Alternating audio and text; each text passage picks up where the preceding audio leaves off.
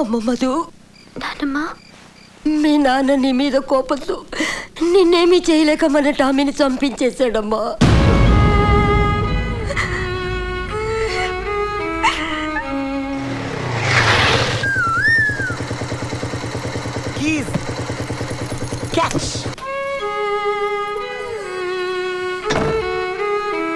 చూడండి, ఇదే మన కొంప.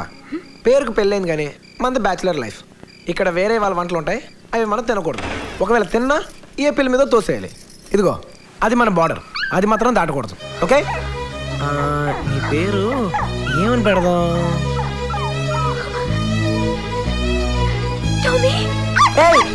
అటు వెళ్ళకూడదు. నీకేం కాలేదు. ఈ కుక్క నాదే. నీదా? లారీ కింద పడిపోతే నేనే కాపాడి తీసుకొచ్చా. దెబ్బలు తగిలేయా?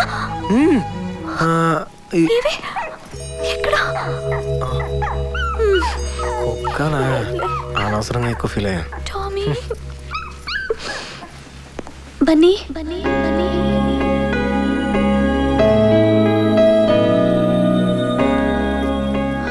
ఇది నా ప్రాణం. థ్యాంక్స్ బన్నీ, దేవుళ్ళ దీన్ని కాపాడు.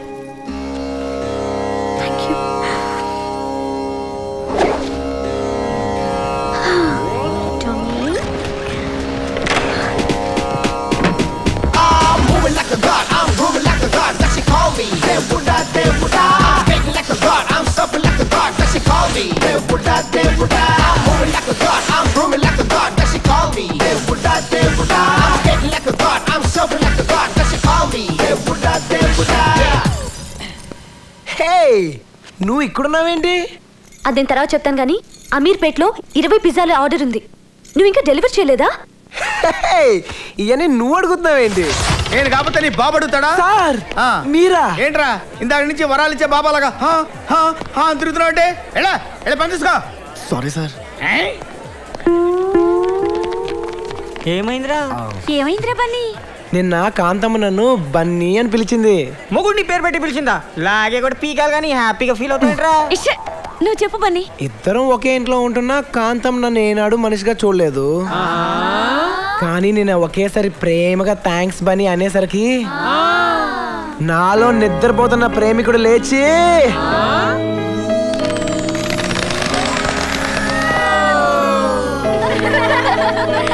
దొరికిపోయా